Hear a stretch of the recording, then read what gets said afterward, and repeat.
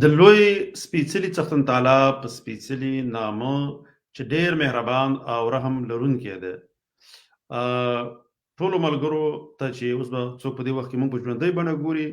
او بیا به څوک موږ وروسته ګوري، ټولو ته سلامونه او درناوی. ملګرو، نن به در سره په یو موضوع باندې خبرې کوم چې ډېره اړینه موضوع ده، او موضوع څه داسې ده: ولې پنجابي فوز او حکومت پی ټی ایم غدار او طالبان ترهرګر بولي؟ اینه دواړه پښتانه دي. لکه ام پی ټی ایم چې د پښتون ژغورنې غورځنګ ورته موږ ویو، دا پښتانه دي. دته د پاکستان اسټابلیشمنت یا پنجابي آرمي او د پنجاب میډیا دا ورته ترهرګر وایي. په دې باندې سوچ کول پکار دی، خپل ځان سره دا سوال کول دی، به په سوچ دی چې پنجابي آرمي دوی ته ترهرګر دغه وایي، دا غداران وایي، او به هغه طالبان چې د پنجابي آرمي په ضد باندې سلا راپورته کړي او ورسره جنگيږي، هغه نړیوالو ته ترهرګر یا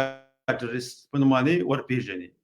په دې کې لکه دوی خو ډېر ښه سیاستونه په مخ باندې وړي، لکه هر هغه پښتون چې د سوله ییزې لارې د خپلو وسایلو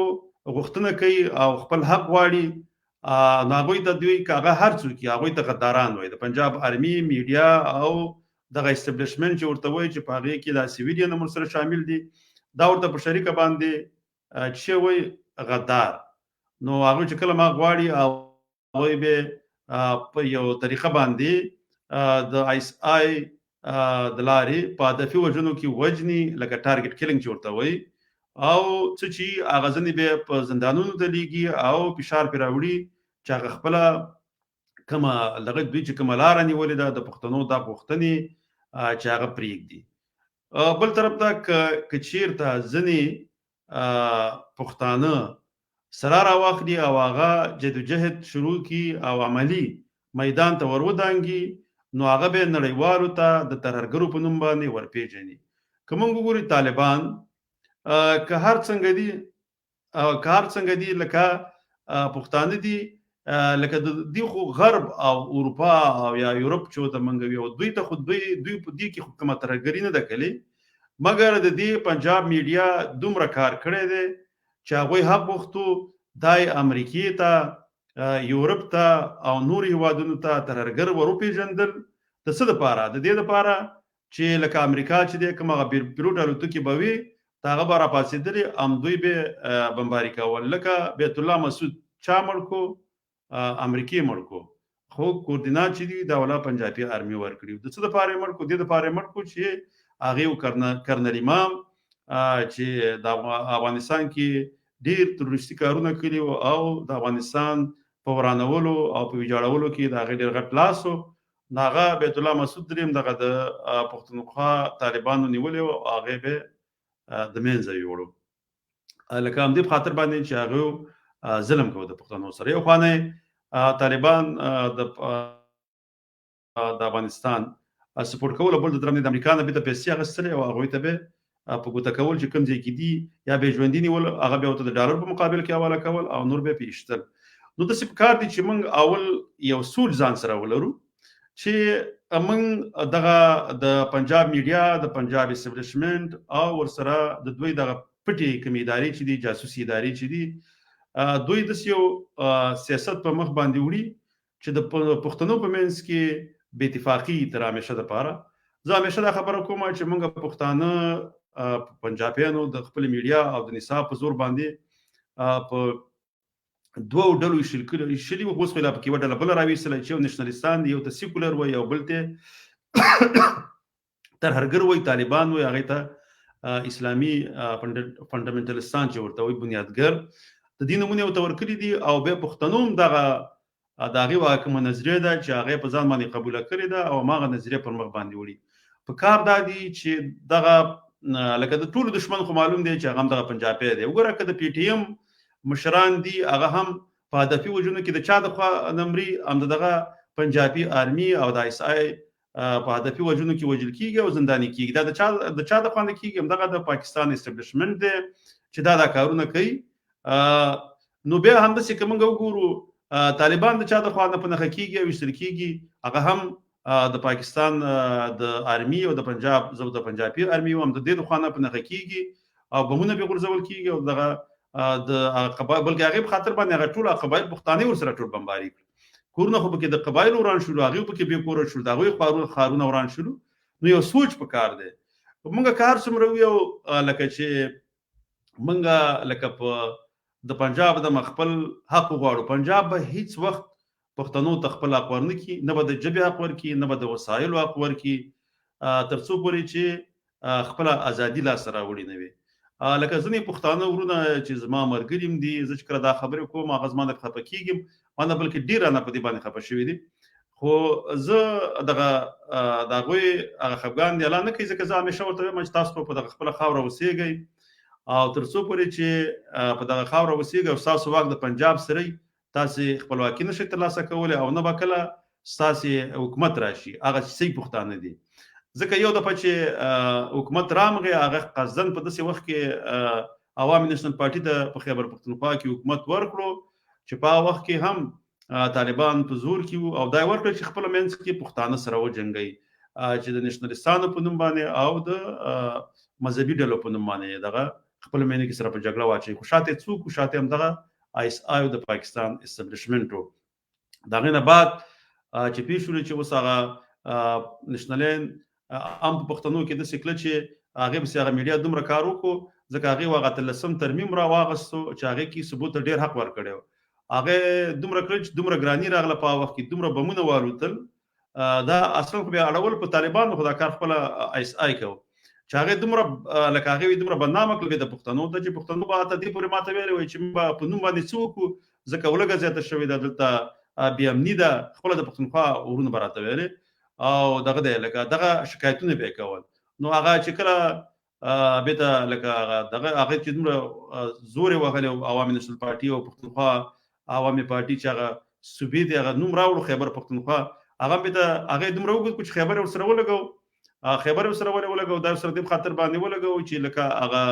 کومه منطقه کې چې هزاره ډیویژن او د منګ به هزاره ډیویژن چې هغه کې بیت آباد منصیرا او نور ډیره منطقي دي هغه به کې راځي ته د ورځ هزارګان یادوم زغه ډیویژن یادوم هزاره ځکه سیمې نوم دی د سنه چې ځنې بخې بیا ځنې بیا بل فکر کوي هغه فکر کوي چې کار منګ هزارګان هغه یادوم نو دغه کم چې دی چې دا هم دغه نوم په خاطر باندې خیبر ور سره ولګو چې نه د سر د خیبر سیمه چې دا پښتونخوا د اخوا د چې دغه لک شانه ځای کې چې د انکوبل کیږي هغه د پښتنو په خاوره کې دا هغه خلک به هم ترینه او دغه دي دا جدونه او داخلي دي په قوم په پښتانه دي په خټه باندې خدا کار دی چې جبه انکو دا نو دوی بیا هم نه غوښتل چې هغه خاوره هم د خیبر سره د پښتونخوا سره وترین دغه نوم سره ول خیبر وتر خیبر پښتونخوا نو بیا د پنجاب میډیا نور کارغي وو هغه به سره کی پی کی کله خپل غنوم مانغه سره څنګه چې بلوچستان سندیان پنجاب نوم لري غنوم چې هغه ګډوډ کو دومره وګت کو چې بیا صرف هغه کی پی کی خلک وي هغه پوره نوم نه وي به چې لکه میانو واري چې دا هغه خاوره د پښتنو د پښتانه په کې وسیږي او د غټک ځنی منطقي دي د پښتانه وسیږي مګر د پنجاب سره تړلې دي پنجاب کې راځي لکه ما غنوم سره دی هغه به کده سی خو به غم باید د پښتونخوا ته ورکړي مګر هغه چې نو دی خاطر باندې چې ولوی پښتونخوا جوړ نشي د دوی جبه واکمن نشي پښتون واکمن نشي نو دغه مسله جوړ کړه یو د پما کاکر صاحب سره عثمان کاکر صاحب سره خبرې کولې هغه د یو پروګرام او هغه موږ سره په ژوندۍ بڼه باندې هغه ته ما ته ویل چې دغه تک تاسو یاستئ که پښتانه دي بلوچ دي سندیان دي د دې دریوانو د قوم د سیټونو چې راټول شي په قومي اسمبلی کې د یو پنجاب سیټون تندر رسیږي نو مارکتا سر څه وکي نو هم د جمهوریت په لحاظ باندې به د پنجاب غلامان یې او هم به د اسټابلیشمنت په لحاظ باندې چې په کومه په پنجابي ارمي کې چې دی هغه کې اتیا سلنه چې دی لکه 80% دا مشران چې دا غوي دي هغه پنجابیان دي نو هغه به اکثره فیصله خو هغه کوي جمهوریت خو ماته نشته دي نو کاکر سي به ماته ویل عثمان کاکر سي الله دی وبخي جنتونه تور کې شهید هم دي چې هغه به ماته ویل چې د تک سینټ قوي شي د سینټ کې به لکه یو قسم نمائندګي د ټولو ثبوته نو به یو څه گزاره به وشي خو هغه دوی سینټ اول خو قوي کوي نه او که به هم دغه لکه اوس عمران خان د ځنې وخت نور ثبوتونه به خلک راوصل هغه د خیبر پښتونخوا هغه پښتانه نو دا غزنه کامیاب کړل ځکه دا خو به ټول سیستم به بل رقم دی نو حالت هغه پښتانه چې دی به هغه پورا هغه خپل کوم پروګرامونه چې دی هغه په مخ نشي وړل نو هغه دومره وګورئ چې د صوبې لپاره چې هغه ملار او به د چې عوامي نېشنل پارټي لپاره هغه د دغه سلیکټډ هغه چې ته پی ټی آی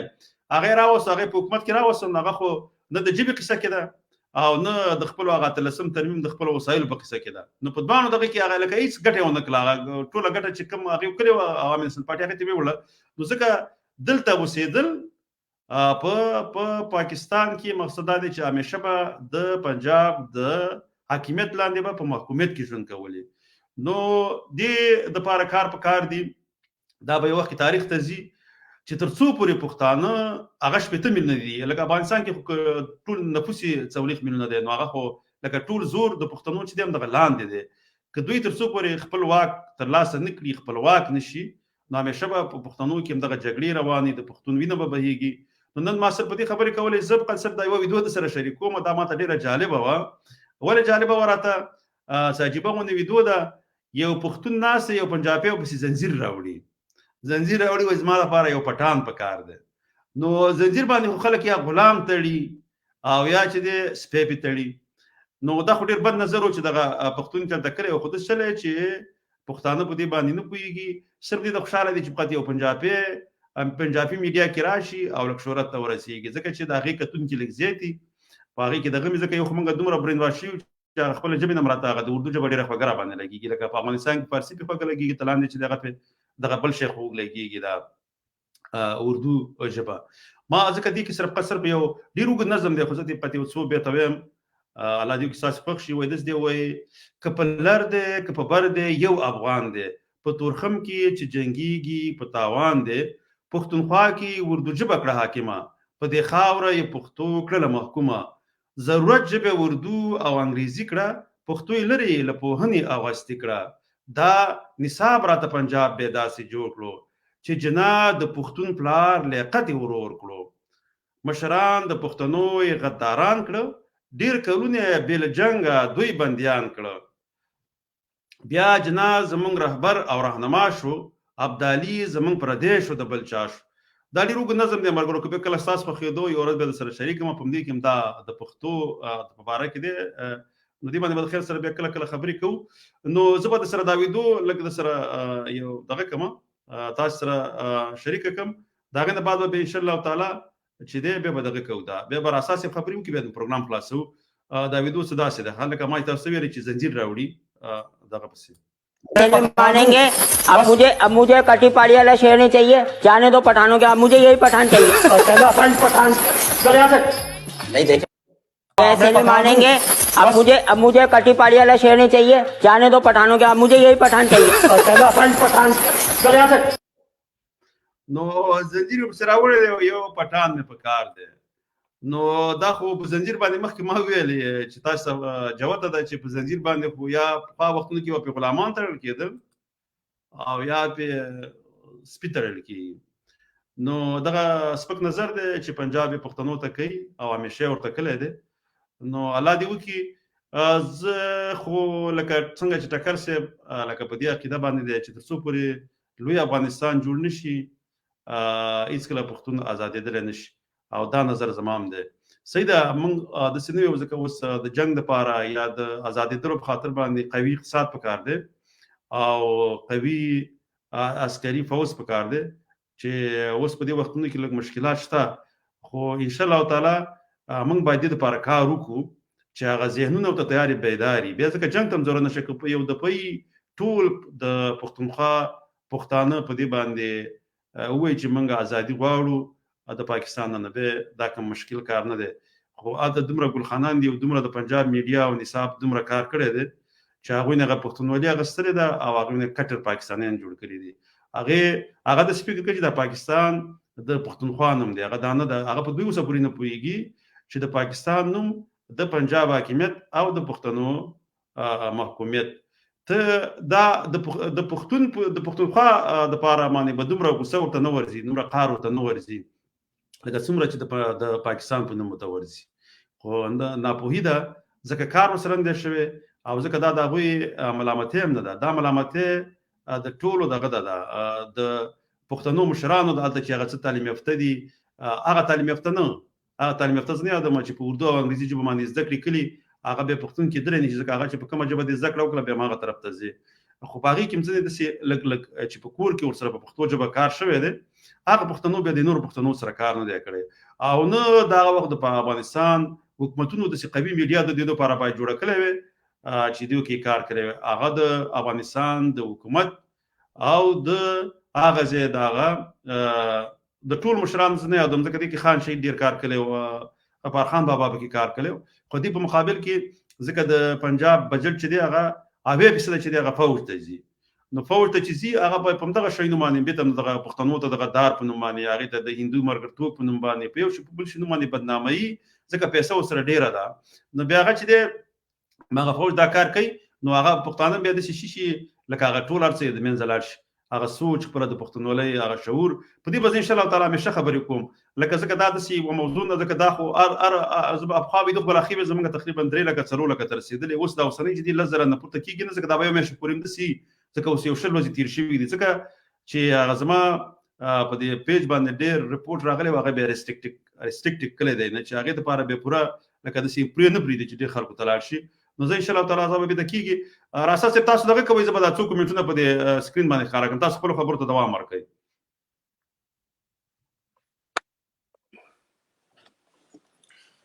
مولانا زماني صاحب بس تاسو ډېرې ښې خبرې وکړلې موږ همیشه په همدې باندې بحث کوو که د هر طرف دغه که کته ور باندې خبرې وکړو که پورته ور باندې خبرې وکړو موږ همیشه هغه زموږ فوکس همیشه په پښتنو وي چې څنګه د پښتانه د دې حالت نه راوځي او څنګه پښتانه خپلواک شي خپل یو قوم شي خپل یو ملت شي بالاخره خپل یو هیواد شي چې داغو هر څه په خپله خوښوي چې خپله ژبه خپله تعلیم لوست پوهنتون مکتب مدرسه هر څه په خپله ژبه ساينس ټکنالوژي دغه کمپیوټر هر څه په خپله ژبه نو هغه وخت یو ملت کولی شي چې هغه د نړۍ سره سیال شي او بیا خوشبختانه افغانستان بیا نو داسې یو هیواد دی چې هغه په هغه طبیعي لحاظ باندې هر څه لري که هغه که د لرې که د کوزي خوا دي او که د بارې خوا دي ښه طبیعت لري یعنې واقعا داسې یو طبیعي دغه مناظر لري افغانستان چې دلته اروپا کې ورباندې خلک یو کوټه پارک یو شی جوړوي چې په هغې باندې په میلیونونو پیسې مصرفوي ورباندې چې داسې یو طبیعي یو ساحه جوړه کړي چې هغه داسې طبیعي شکل ولري ولې خوشبختانه افغانستان خپله خدایي داسې طبیعي پیدا شوی دی چې منظرې او خدای په دنیا ساری نه لري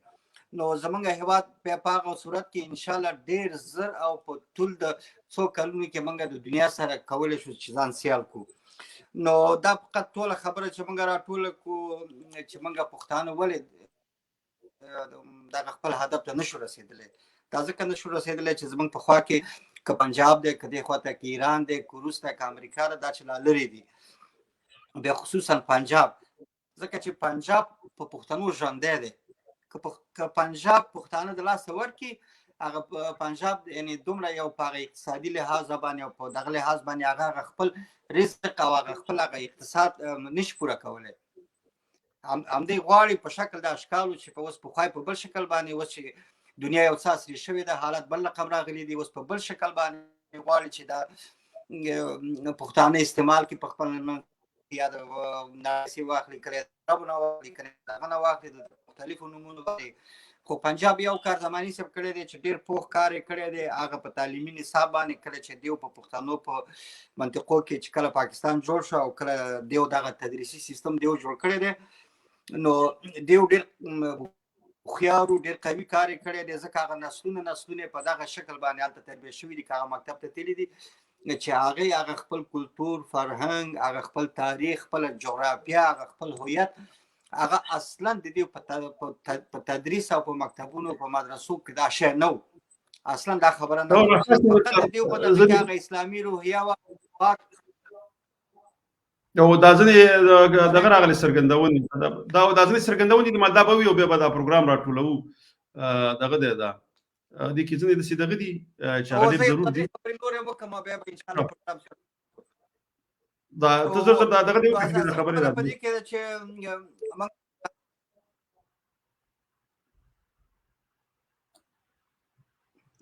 لازم आवाज بند شو که درځي نو आवाज اوس راځي ته څه خبرې سره وکړئ وری خبرې ته دوام ورکړه ځکه دغه دی چې تر څو خپل هدف ته رسیږي ان شاء الله دا مبارزه غواړي دا قرباني غواړي دا د څه په دغه نه کیږي دا یو شعور غواړي چې کار وشي. نو ان شاء الله هغه پښتانه چې هوښیار دي او هغه چې یو څه اوس پیږي په دغه سره اشنا کېږي نو هغه به ان شاء الله دا کار کوي په آینده کې. نو ان شاء الله به سبا شپه به ورباندې نورې خبرې هم وکړو. نو زه هم شاید مریض غوندې هم ډېرې خبرې نشم کولی. نو دوستان ټول خوشحاله ارامه اوسئ ان شاء الله تر بل پروګرام پورې. سمه ده سر. زه دا یو څو کومنټه به زر ویم بیا به دغه کوم لکه ټول وایم دا دغه ډېره مننه سلطان شیراني صاحب الله د روغ جوړ خوشحاله لره. بیا د زه د ډیویژن باره کې ما مخکې خبرې کولې چې دغه ډېر ښه دغه لیکلی دی د نه دا نو سفتر دا او دا دی دا کومنټ زما ډېر خوښ شو. دا دغه لیکلی عنایت چشتي سواتي ورور. زه خپله د بټګرام هزاره سره تعلق لرم. هزاره ډیویژن کې بټګرام، تورغر، کوهستان، اپر کوهستان، لوړ او مانسیره پښتانه دي. بالکل دا صحیح ورور د عنایت وروره. ځکه دې باندې ما ورځ مخکې یو پروګرام هم کړی و. دغه سیمې چې دي دا د پښتنو سیمې دي، خو کله چې د پی ټی آی حکومت راغی هغې د پښتونخوا یو قرارداد منظور کړو. د هغې د پښتونخوا د صوبې نه یو قرارداد منظور کړو. حتی دې پورې دغه وکړو چې موږ به دغه هزاره دغه چې دی دې ته به صوبې ته به بل نوم ورکړو او دا به د خیبر پښتونخوا نه جدا شي. نو دا دومره سوچ نه کوي چې هغه کې کومه قومونه لږ دي هغه چې کوم قوم وي هلته خو بل خو ټول هلته ډېر دغه چې دي لکه ضلعې یا ډسټرکټونه هغه پکې زیات پښتانه دي. هغه کوم یو چې بیا لکه هغې کې هغه د پښتانه دي انکو خبرې کوي هغه هم ترین او جدونه او دغه رقم دغه دي چې په خټه باندې پښتانه دي، خو دا چې ژبې پردی شوې ده نو هغه به بله مسله ده. نو ډېر په اسانۍ باندې دوی دا کار وکړو. زه نه پوهېږم چې ولې لکه دوی کې هېڅ هغه احساس د پښتونولۍ نشته دی، نه د خپلې خاورې سره مینه لري. صرف زه همیشه دا خبره کوم د پښتنو هغه مشران چې د جیب او د چوکۍ یا د کرسۍ په قصه کې هغه به اجتماعیت نه د خپلو پښتنو ولس په غم کې بیني یا د پښتون ملت دپاره کار نه کوي، هغه صرف دغه دپاره کار کوي. نو نور ډېرونو سلام کړی دی. دغه فرمان الله ورور هم سلام کړی دی. او دې کې لیکلي وو چې پښتو صرف تر 8م کلاسه پورې وو. هغه چې بیا کله د پی ټی آی حکومت راغی هغې نه هم لرې وکړو. د عوامي نیشنل پارټي په وخت کې دا تر 8مه پورې وه. بیا ما هغوی سره خبرې کولې، بیا هغوی راته ویل چې موږ لکه دا پرېږدو چې دا زموږ 5 کاله پوره شو 8مه پورې بیا وروسته نور هم زیاته کړو. خو هغه بیا د هغوی حکومت بیا پرې نه خستو او تر څو پورې چې بیا د اسټبلیشمنټ ونه غواړي یا د چا حکومت هم نه راځي. نو د دې په خاطر باندې کار داسې په کار دی چې پښتانه په دې وپوهې شي چې پنجاب ستاسې وسایل غلا کوي،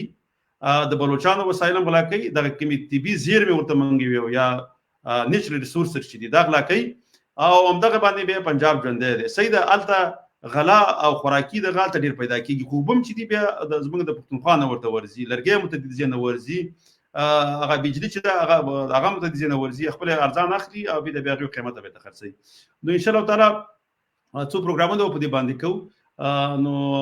الله دې وکړي چې تر بله ویدو پورې ټول روغ اوسئ. تر بیا مو په لوی الله جل جلاله سپارم. خوشحاله ارامه او سوکاله ژوند ولرئ. د لوی الله جل جلاله په امان.